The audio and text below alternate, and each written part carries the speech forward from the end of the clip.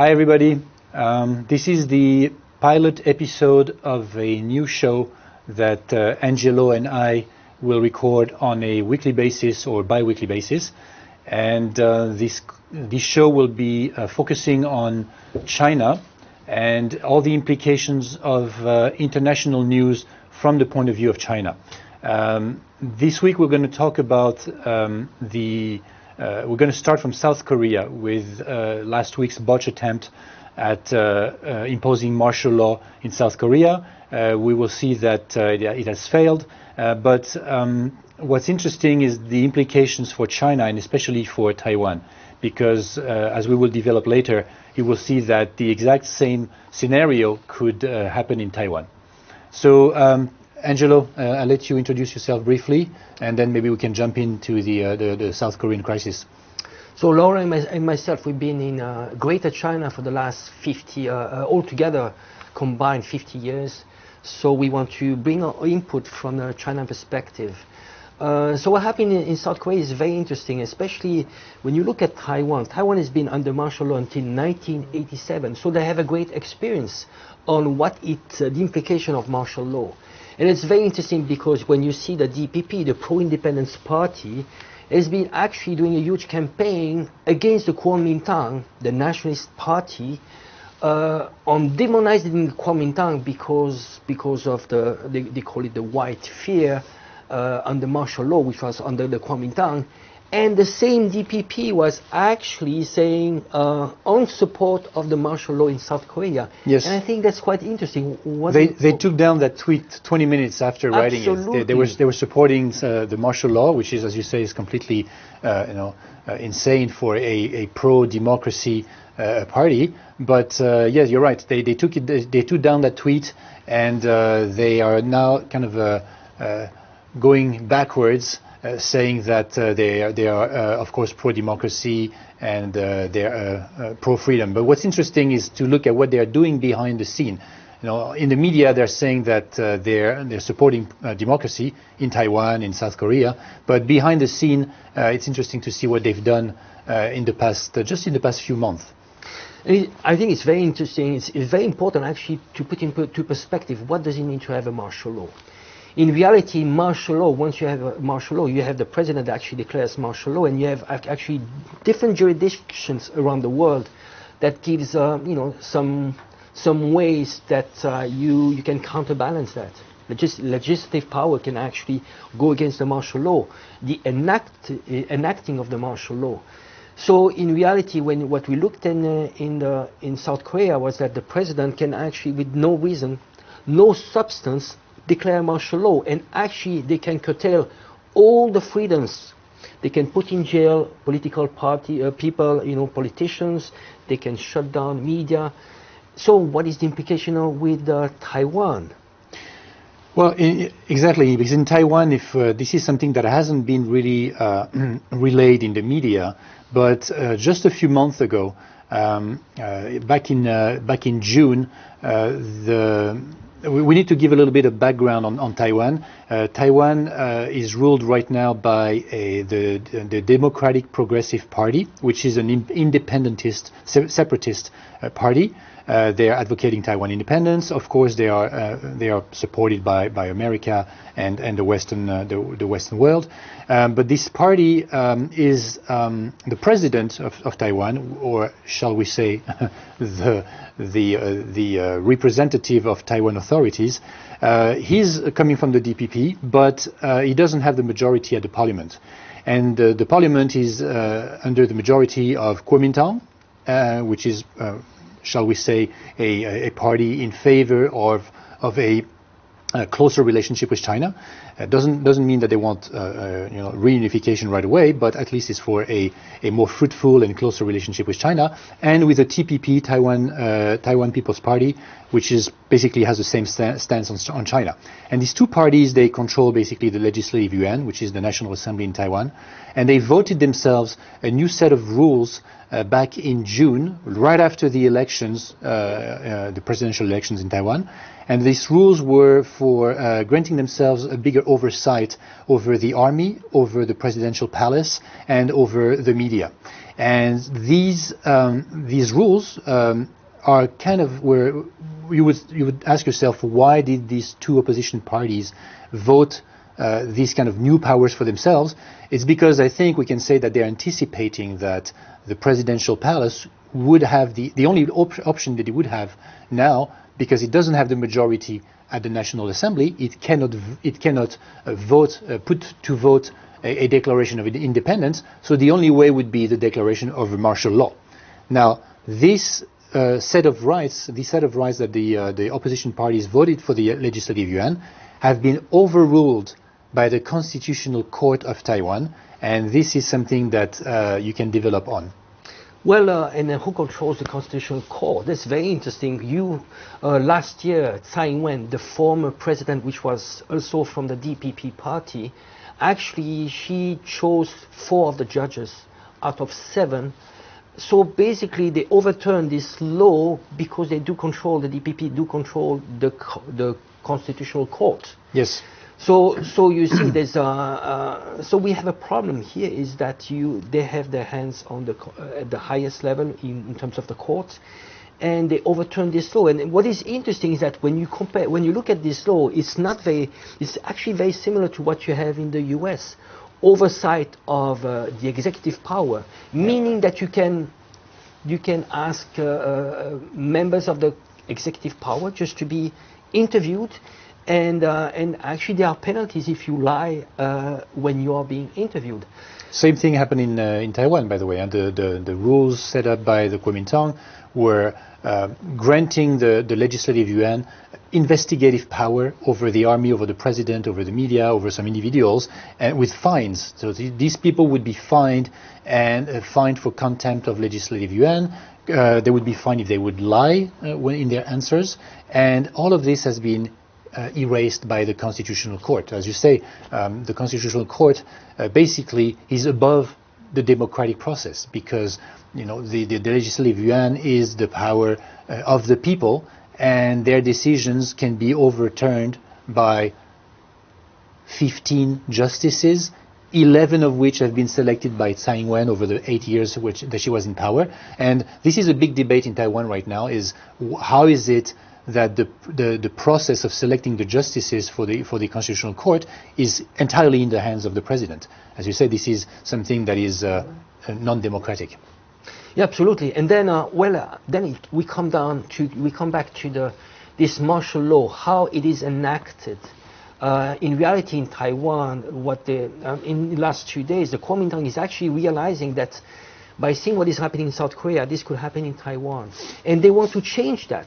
So right now, you have in Taiwan, and you'll correct me, in Taiwan, the president can actually declare martial law, and within 30 days, you have the Legislative Yuan that actually can validate that. But between this period, for 30 days, you can have a martial law. And this is a lifetime. And that's a lifetime, because yeah. Within 30 days, you can do so much that this martial law becomes irreversible de facto. So what they want to change is to shorten this period to put it down to 56 hours. And maybe you'll give some details. So it's 24 hours, 8 hours, and 24 hours. Can you basically, if the president declares martial law in Taiwan, he must submit it to the Legislative Yuan within 24 hours. If he hasn't done that, the martial law is cancelled. Then the Legislative Yuan has 8 hours to convene, in a meeting to vote for this martial law or not. If the Legislative Yuan hasn't met within 8 hours, the martial law is cancelled again. And then if the Legislative Yuan decides on cancelling the martial law, then the president must obey within 24 hours, or else his executive order is cancelled again. So you're right, from 30 days, which is a lifetime, during which you can arrest all the opposition, you can shut down the media, you can forbid all the demonstrations. If you shorten this to 56 hours, this allows for the perpetuation of the democratic process. Because when you think about it, in South Korea, what happened is that the president declared martial law in the name of preserving the freedoms. I mean, you cancel all the freedoms to protect freedom. You know, it sounds a little bit like what we had in Europe in 1968 in France. You know, during the first color revolution in France, when the opponents of General de Gaulle were saying no freedom for the opponents of freedom. You know? No, absolutely, and we need to be extremely careful when you look at history. All those false flags operation. What are false flag operation? Basically, you create the problem, you actually give the fault to other forces. Let's say in South Korea, what happened in South Korea, what they tried to do in the past was they wanted some units from the South Korean army to be disguised into North Korean troops and actually to do assassinations on South Korean politicians. This is a false flag operation. So when this happens, then you can declare martial law and you have the power and nothing can stop you. But you were the one creating the problem. So what could happen in Taiwan is basically the same. You could have some people within the DPP, this establishment, which I would call it actually the deep state, because Taiwan does have a deep state, which is very much close to the CIA and the U.S. State Department. NED, yeah. Especially when you look at the Taiwan's democracy, which is not democracy because it's controlled by the U.S. You have lots of NGOs, you have NED, which is an extension of the CIA, which has deeply penetrated Taiwan society. Well, with the DPP, they could actually create this false flag operation. Absolutely, and the false flag operations would be possible for the very reason that the U.S. Army is back in Taiwan. And this is an admission by the President Tsai herself last year. She said, yes, the U.S. Army is back in Taiwan. Supposedly they are training the Taiwanese army, but they're already in Jinmen and Matsu, you know, very close to China. They're also in Taoyuan, very close to Taipei, and you know we can very well imagine some kind of a fake coup, you know, against the DPP, and then there would be the green light for declaring martial law.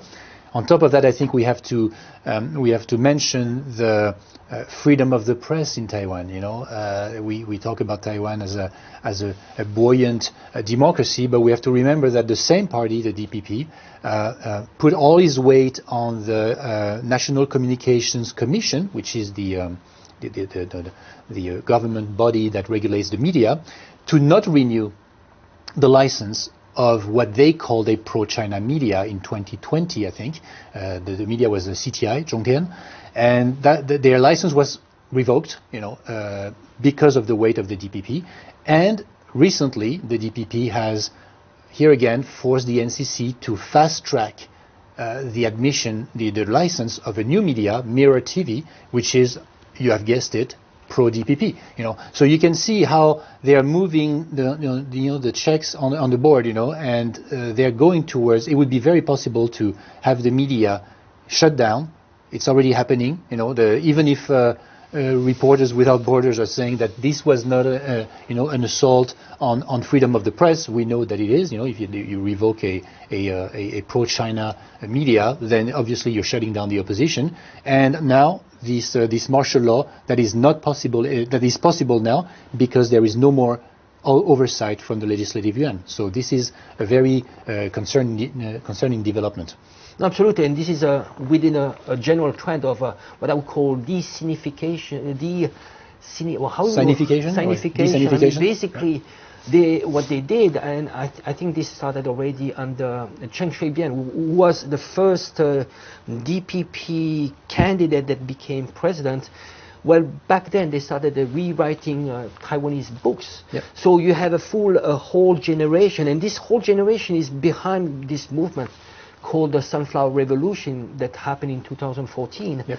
That actually are kids that grew up in Taiwan using history books that actually rewrote the history of Taiwan, but basically it doesn't take into account the 2,000 years of history of 4,000 years of history of Taiwan within China, but starts the history of Taiwan since the Second World War.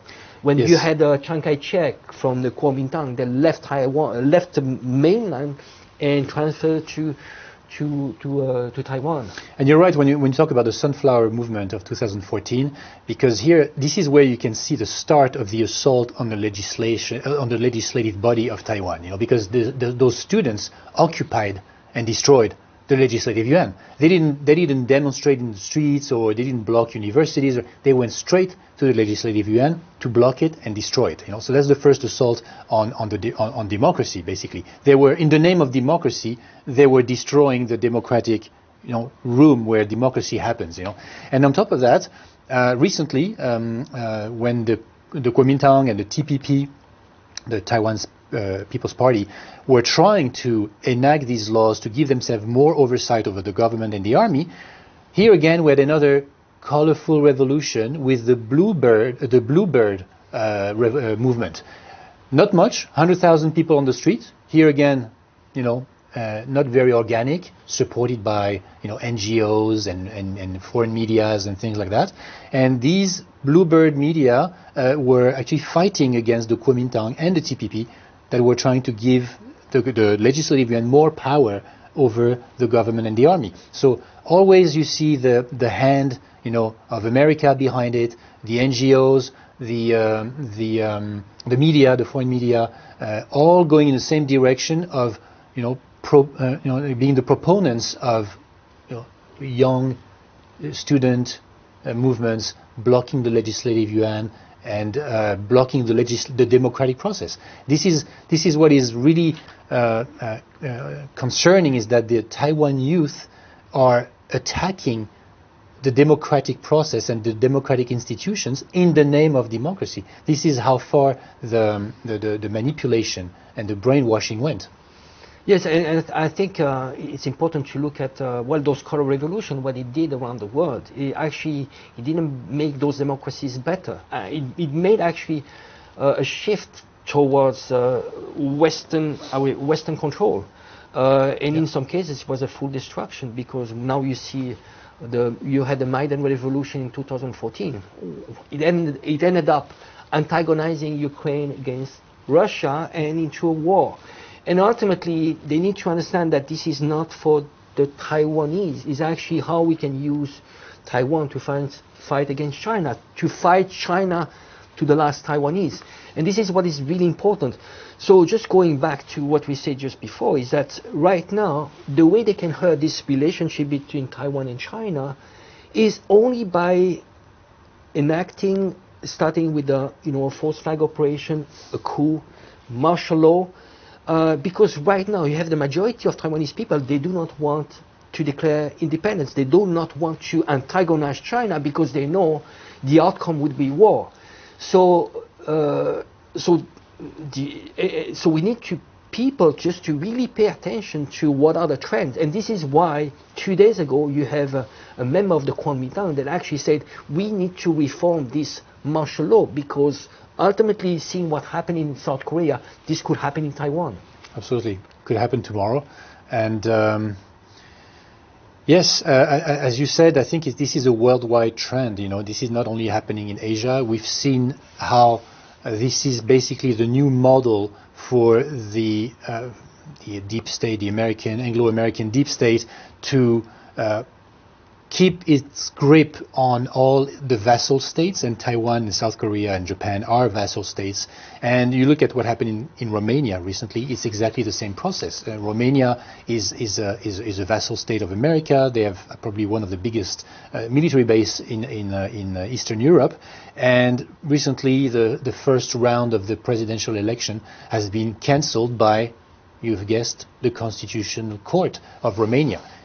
Arguing that TikTok and Russian influence they had too much influence in the outcome of the elections. This is the excuse, but we can see that now, if the people living under the umbrella of America, if the people don't vote well, the constitutional courts will, cancel the results, and we make the people vote until they vote well. Well, I think it comes down to really defining what is democracy in reality. Democracy means power to the people. But ultimately what is important is that you want power to the people. You should actually just make sure that you are taking, it's the people that are taking the decisions without external interference. So when you look at Taiwan, they actually shut down anything that is actually, it's not even pro-Chinese, it's actually balanced, let's say balanced media. Absolutely. But in reality, why you are doing this when it comes to China? But then everything that comes from the West, Soros Foundation, NED, which is the CIA, you allow DPP to actually have extremely close ties to the US Embassy, which is AIT, American Institute of Taiwan, which is de facto the US Embassy in Taiwan. They have extremely close ties with the DPP. So they are actually accepting a hijacking of their own democracy by foreign powers, and this goes actually completely against sovereignty, which is the foundation of democracy, and your right of self-determination. Because if they really mind about Taiwan's democracy, you should actually shut down all interference.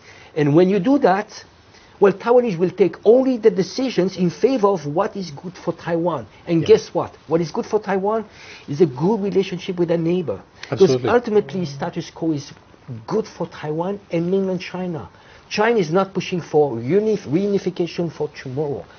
Because it's a country that has 4,000 years of history, and they know that you can, the way they interact is by engagement. You engage, you do trade, and basically by doing that, you see what is the benefit in doing that, and you set aside all the differences. While when you look at foreign ways, is how I want you to change your policy, I'm going to do sanctions. It's by antagonizing. China is very different. Yep. And going back to what you were saying about the will of Taiwanese people, it's very important to give sources when we're saying that, right? Because you could talk to somebody else who lives in Taiwan and would say, oh, all the Taiwanese I know, they want independence right now. But you just have to look at the poll done by the Taiwan Taiwan Zhengzhi Daxue, the Taiwan Political Science University, and they have a research center that since 1994 has been doing polls with the Taiwan population, asking them what they want in terms of development of relationship with China. And of course, one of the choices is immediate reunification, another one is immediate independence. And then in the middle, there's, as you say, three different status quo, right? One is a status quo that is geared towards independence one day. One is status quo eventually geared towards reunification one day. And one is status quo. People don't want to talk about this question, right? They say, I just want to have a good life, keep doing business with China, keep doing business with the US, and I don't want to decide on this very thorny issue, right? And if you look at the results since 1994, it's very consistent. 90%, 90, of the population chooses between the three status quo. So you only have 10% of the population that is extremist. They either want immediate reunification or immediate independence, which are not going to happen. So the Taiwanese people, and this explains why this Bluebird movement was a joke, because it was only 100,000 people in the street. I mean, that's all the Reporter Without Borders and the NED and the USAID and all these guys and the AIT were able to gather, to disrupt the legislative process, But as we know, and we know that very well in Europe, it doesn't have to be a majority to do a revolution. A very determined minority can actually, flip a country over. Absolutely. I'm just going to, I think we are going to maybe having some closing words. Yeah. I would say what is really important when we look at the political context, geopolitical context right now around the world, we see an ending of the Ukrainian conflict, hopefully within the next 1 to 2 years. It should end up, hopefully, by some kind of agreement between NATO and Russia. We see the Middle East somehow. This should be cooled down somehow, and I think there's going to be a shift. If you agree with me, there's going to be a shift of attention.